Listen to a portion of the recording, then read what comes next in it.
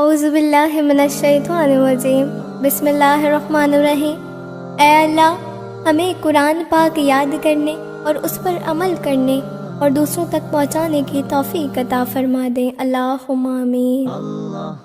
السلام علیکم پیارے ناظرین، ماؤں بہنوں اور پیارے میری بیٹیوں، کہ آج ایک نیا عنوان ہے، بہت ہی جسم کا اہم عضو، اس کے بارے میں خطیجہ ایوب آپ سے گفتگو کروں گی اور اس پر عمل کی بھی تلقین دوں گی۔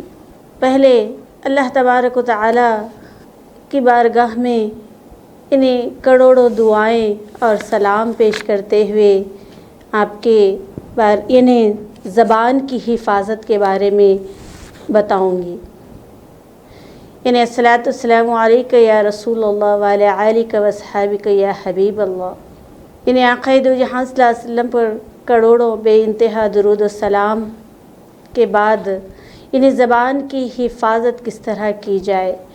مسلمان آدمی کے لیے زبان کی حفاظت بہت ضروری ہے۔ آدمی کے جسم میں زبان دیکھنے میں وہ ذرا سی چیز ہے، مگر بڑے بڑے برائیاں کروا دیتی ہے اور دلوں میں پھوٹ ڈلوا دیتی ہے۔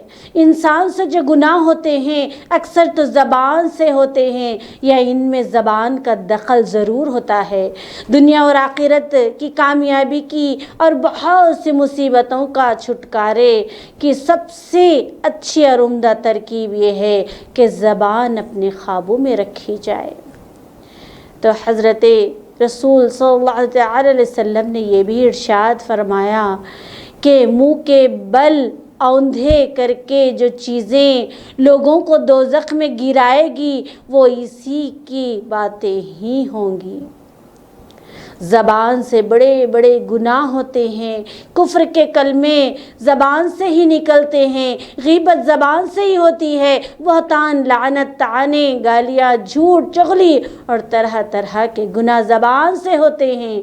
اپنی زبان کو ہر وقت اللہ تبارک و تعالی کی یاد میں مشغول رکھے اور دنیا کی ضروری باتوں میں، یعنی بات جس میں گناہ نہ ہو وہ کر لو، اور جتنی ضرورت ہو اس قدر بولو۔ یعنی عورتوں میں عادت ہوتی ہے کہ بات میں بات لگائے جاتی ہیں، اور تیسری اور تیری میری برائیوں میں گھنٹوں مجلسیں گرم رکھ کر اپنی عاقبت خراب کر لیتی ہیں۔ کسی کو کوستی ہیں، کسی پر لعنت پھٹکار بھیجتی ہیں، اپنی بڑائی جتاتی ہیں اور دوسری عورتوں کو حقارت ظاہر کرتی ہیں۔ یاد رکھو یہ سب چیزیں آخرت میں لے ڈوبنے والی ہیں، ان سے بچو۔ تو جھوٹ کا وبال کس طرح ہوگا؟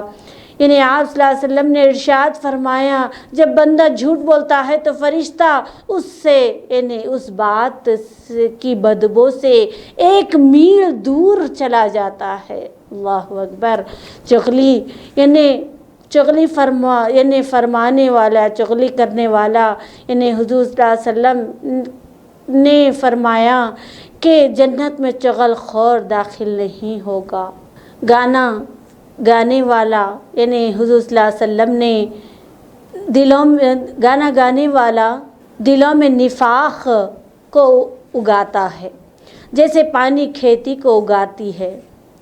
نفاق اس کو کہتے ہیں کہ آدمی کے دل میں کفر ہو اور ظاہر میں مسلمان بننے گانے مت سنو، نہ گانے کے اشعار یاد کرو۔ بہت سی لڑکیاں سینما میں جاتی ہیں اور بے حیا شرم بھی کھو دیتی ہیں اور گانا بجانا بھی جان جاتی ہیں، پھر بیٹھے بیٹھے اشعار گنگناتی بھی ہیں۔ سخت گناہ ہے، مسلمانوں کے کرنے کا کام نہیں۔ دیکھو حضرت محمد مصطفیٰ صلی اللہ علیہ وسلم نے اس کو منافقت کا سبب بتایا ہے۔ تو پھر دیکھیے غیبت کا وبال کس طرح ہوگا۔ تو آپ صلی اللہ علیہ وسلم نے ارشاد فرمایا کہ غیبت کا وبال زنا کاری سے بھی زیادہ سخت ہے۔ صحابیوں نے پوچھا کہ یا رسول اللہ صلی اللہ علیہ وسلم، غیبت کا وبال زنا کاری سے بھی سخت کیسے ہوگا؟ تو فرمایا اس وجہ سے کہ بلا شبہ آدمی زنا کاری کرتا ہے اور توبہ کر لیتا ہے تو اللہ تعالیٰ اس کی توبہ قبول فرما لیتا ہے، اور اس میں شک نہیں کہ غیبت والے کا گناہ بخشا نہ جائے گا جب تک وہی نہ معاف کروا دے، یعنی جس کی اس نے غیبت کی ہے۔ غیبت اس کو کہتے ہیں کہ کسی کے بارے میں ایسی بات کہی جائے جو اسے بری لگے۔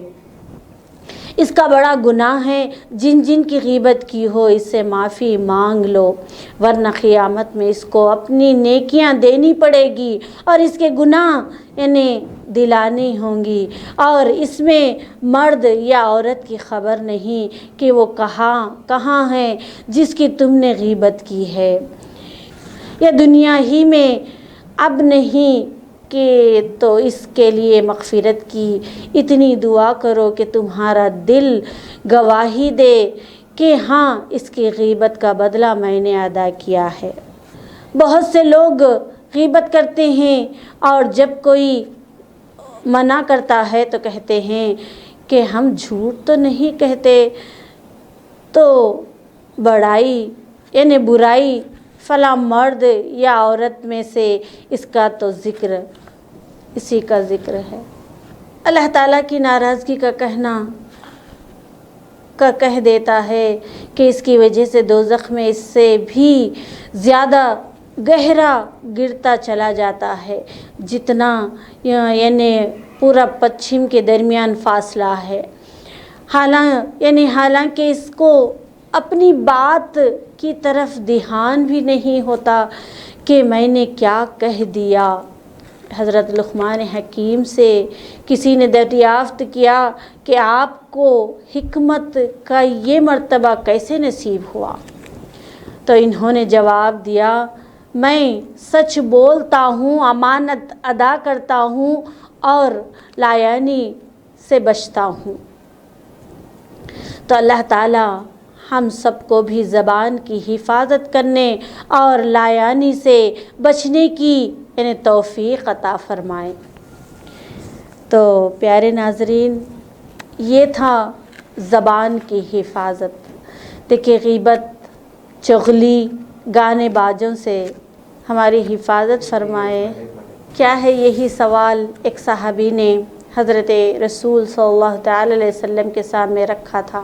آپ نے فرمایا، اگر تو نے وہ عیب یا برائی بیان کی جو تیرے بھائی میں ہے تو اس صورت میں تو نے اس کی غیبت کی، اور اگر تو نے اس کے بارے میں وہ بات کہی جو اس میں نہیں ہے تو اس صورت میں تو نے اس پر بہتان باندھا۔ الغرض جہاں تک ہو سکے اللہ تعالیٰ کے ذکر میں زبان کو لگائے رکھو۔ دنیا کی کوئی ضروری بات ہوئی تو کر لو، کسی کو نصیحت کر دو، اسی میں مشغول رہو۔ جہاں تک ہو سکے ایسی بات بھی نہ کرو جس میں نہ گناہ ہو نہ ثواب ہو، کیونکہ اس میں بھی اپنی آخرت کا نقصان ہے۔ جس وقت ایسی بات کہی جس سے نہ گناہ ہو اور نہ ثواب ہو تو اسے اتنے وقت میں اللہ کا ذکر کیا جا سکتا ہے۔ درود شریف، الحمدللہ یا لا الہ الا اللہ زبان سے نکال جاتا تو بڑی ثواب ملتا جاتا۔ لایانی فضول باتوں اور بیکار کاموں سے دور رہو۔ حضرت رسول صلی اللہ علیہ وسلم نے ارشاد فرمایا ہے کہ انسان کے اسلام کی ایک خوبی یہ ہے کہ بیکار کاموں کو چھوڑ دو۔ حدیث شریف میں آیا ہے کہ ایک صحابی کی وفات ہو گئی تو دوسرے صحابی نے کہا کہ تجھے جنت کی خوشخبری ہے، تو اس پر حضرت محمد مصطفیٰ صلی اللہ علیہ وسلم نے ارشاد فرمایا کہ تم خوشخبری دے رہے ہو حالانکہ تم کو تو پتہ نہیں کہ شاید اس نے لایعنی بات کہی ہو یا ایسی چیزوں کی خراج سے کنجوسی کی ہو جو خرچ کی گھٹتی نہیں، جیسے علم، آگ، نمک وغیرہ۔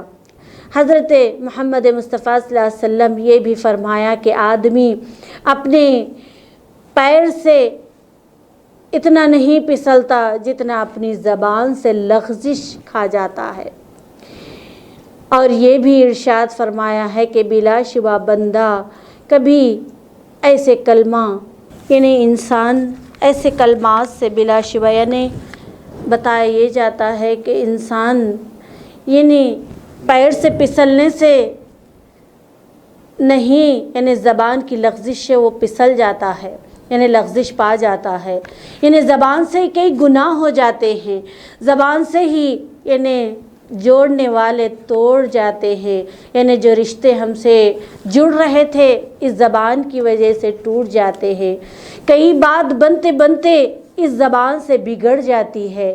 یہی الفاظ، یہی کلمات ہوتے ہیں، یعنی الفاظ، زبان تو ایک کیا ہے، گوشت کا لوتھڑا ہے، جس طرح مڑاؤ مڑتا ہے تو اس کو بھی جس طرح یعنی الفاظ کو بھی یعنی بڑے بزرگ علماء اکرام بتاتے ہیں کہ بولنے سے پہلے الفاظ کو تولو، پہلے تولو اس کے بعد بولو، یعنی یہی کلمات ہیں کہ پہلے ہم یعنی بات کہنے سے پہلے کسی کے دل آزاری تو نہ ہو، اس سے کسی کا خرابہ تو نہ ہو، اس وجہ سے میری جنت تو خراب نہ ہو جائے، یعنی میرا خرابہ نہ ہو جائے، سامنے والے کا بھی خرابہ نہ ہو جائے، یہ سوچ کر یعنی الفاظ کو بولنا سیکھیں، یعنی کسی کی دل کو گھائل نہ کیا جائے بلکہ دلوں کو جوڑنے والے بن جائیں۔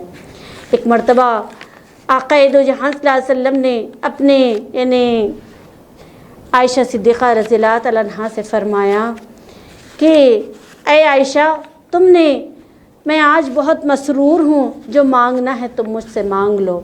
تو جب عائشہ صدیقہ رضی اللہ تعالیٰ عنہا کہ اجازت مانگتی ہیں کہ آقا دو جہاں صلی اللہ علیہ وسلم سے کہ میں یعنی میرے بابا جان یعنی ابو بکر صدیق رضی اللہ تعالیٰ عنہ سے جا کر میں پوچھتی ہوں، تو اجازت دیتے ہیں آقا دو جہاں صلی اللہ علیہ وسلم۔ تو عائشہ صدیقہ رضی اللہ تعالیٰ عنہ یعنی ابو بکر صدیق رضی اللہ تعالیٰ عنہ کے پاس آتی ہیں، فرماتی ہیں کہ آقا دو جہاں صلی اللہ علیہ وسلم آج مجھ سے کچھ مانگنے کو کہتے ہیں تو میں کیا مانگوں؟ تو کہتے ہیں اللہ اور آقا کے درمیان جو بات ہوئی تھی، یعنی معراج کے وقت درمیان معراج پر جب گئے تو اللہ رب ذوالجلال اور آقا دو جہاں صلی اللہ علیہ وسلم کے درمیان جو گفتگو ہوئی، جو راز و نیاز کی باتیں ہوئیں، اس میں سے مجھے ایک راز بتاؤ۔ تو جب آقا دو جہاں صلی اللہ علیہ وسلم کے ایک راز کو بتانے کے لیے عائشہ صدیقہ رضی اللہ تعالیٰ عنہ یعنی آقا سے یعنی اپنے والد سے یہ سوال کہتے ہوئے جب آقا کے پاس سے سوال لے کر آتی ہیں تو کہتے ہیں ٹھیک ہے، تم سے تو میں وعدہ کر چکا ہوں، تو مجھے تو آپ سے یہ بولنا ہی میرا مقصد ہے۔ تو جب کہتے ہیں کہ جو شخص دلوں کو جوڑتا ہے وہ جنت میں داخل ہو جاتا ہے، اللہ تعالیٰ کے قریب ہو جاتا ہے۔ تو یہ جواب سنتے ہی عائشہ صدیقہ رضی اللہ تعالیٰ عنہ بہت مسرور ہو جاتی ہیں اور بھاگی اپنے والد محترم یعنی ابو بکر صدیق رضی اللہ تعالیٰ عنہ کے پاس آتے ہیں۔ تو جب یہ جواب سنتے ہی آپ رو پڑتے ہیں۔ تو بابا جان، آقا دو جہاں صلی اللہ علیہ وسلم کے اس جواب کو سن کر آپ کیوں رو رہے ہیں؟ تو بیٹی، تم نے تو ایک پہلو کی طرف یعنی مسرور ہو کر مجھے سنایا، میں دوسرے پہلو کو دیکھ کر میں رو رہا ہوں۔ تو ایک دل کو جوڑنے والا جنت میں داخل ہوتا ہے تو دلوں کو توڑنے والا دوزخ میں۔ تو سوچو، جو صحابہ اکرام یار غار یار مزار کا یہ حال ہے تو پھر ہمارا کس طرح ہوگا. یعنی ہم بھی زبان کو جہاں تک ہو سکے ذکر الہی سے معطر رکھے اور ذکر الہی میں ہماری زبانوں کو تر رکھتے جائیں کہ ہمارا یعنی مسقر جنت ہو جائے. یعنی مجھے اجازت دیجیے اپنی زبانوں کو جتنا ہو سکے ذکر الہی میں مشغول رکھیں. یعنی اب تو ایسا ماحول ہے کہ ہر طرف یعنی لاک ڈاؤن کا ہے، ہر طرف افراتفری کا ماحول ہے. یعنی اس ماحول میں ہمیں آخرت کی فکر کرنا ہے، آخرت کی فکر کرنا ہے. کب یہ موت آہ کہہ دے کہ ہمیں معلوم نہیں کہ ہمیں اس سے پہلے لبیک کہنے سے پہلے ہمیں جنت کی تیاری، موت کی تیاری، اس گھر کی تیاری کرنے میں لگ جانا ہے.